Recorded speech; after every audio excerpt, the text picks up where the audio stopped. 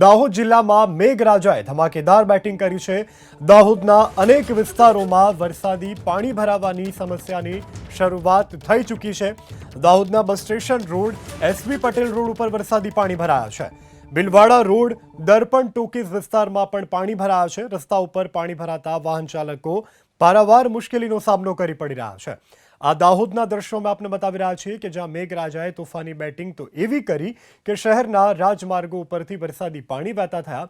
વરસાદી પાણી વહેતા થવાને કારણે શહેરીજનોને ભારે હાલાકીનો સામનો કરવો પડ્યો। ત્યારે ખાસ કરી bus station road, SV Patel road ઉપર પાણી ભરાયા છે। જાલત, રામપુરા, છાપરી વિસ્તારમાં પણ સારા પ્રમાણમાં વરસાદ વરસતા માર્ગો ઉપરથી પાણી વહેતા થયા છે। વરસાદ પર રસ્તા પર પાણી ભરાવાના દ્રશ્યો છે। લોકો પરેશાન છે, કેટલાક વાહન ચાલકો છે તેઓ પણ છે આપણી સાથે। શું કહેશો, હાલ જે પાણી ભરાયા છે એ વિશે શું કહેશો?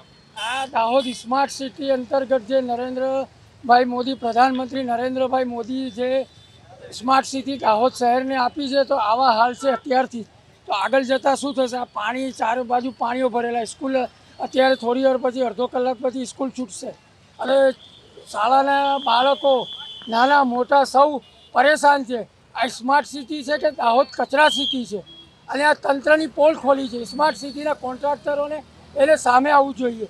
એ શું કરી રહ્યા છે, શું કરવા માંગે છે અને ક્યાં સુધી આ થશે?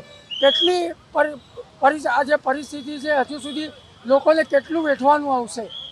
શું કહેશું, જે પ્રી મોન્સૂનની કામગીરી આ લોકો કરતા હોય છે? પ્રી મોન્સૂનની કામગીરી કોઈ છે જ નથી અત્યારે।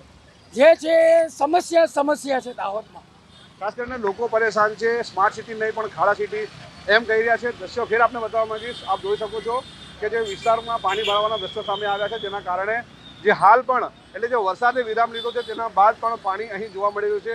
અહીં હમણાં સ્કૂલ છૂટવાનો વારો આવશે ને જે વિદ્યાર્થીઓ છે તેઓ મુશ્કેલીમાં મુકાશે। હાલ તો આ જ રીતે શહેરના જે અલગ અલગ વિસ્તારોમાં દ્રશ્યો સામે આવી રહ્યા છે ને લોકો પરેશાન પણ થઈ રહ્યા છે। મનીષ સેન, એબીપી અસ્મિતા, દાહોદ।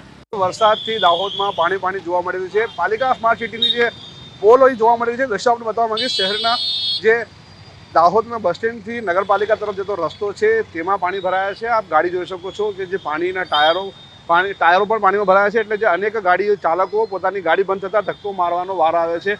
બંને સાઈડ એટલે કે અપ અને ડાઉન બંને જગ્યાએ જે રસ્તાઓ છે તેના પર પાણી ભરાયા છે।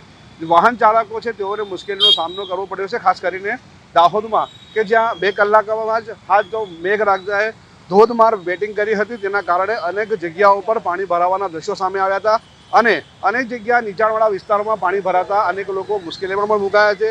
ખાસ કરીને વાત કરીએ તો જે વિસ્તાર છે અહીં વર્ષોથી પાણી ભરાતું હોય છે અને જે તંત્ર તેનો નિકાલ કરવાની અનેક વાતો પણ કરતો હોય છે, પણ હાલ તો આપ જોઈ શકો છો દ્રશ્યો જે પાણી ભરાવાના અહીં થયા છે, જેના કારણે લોકો પરેશાનીનો સામનો કરી રહ્યા છે અને આ જ રીતે શહેરના અલગ અલગ વિસ્તારોમાં પાણી ભરાવાના દ્રશ્યોથી લોકો પરેશાન છે। મનીષ સેન, એબીપી અસ્મિતા, દાહોદ।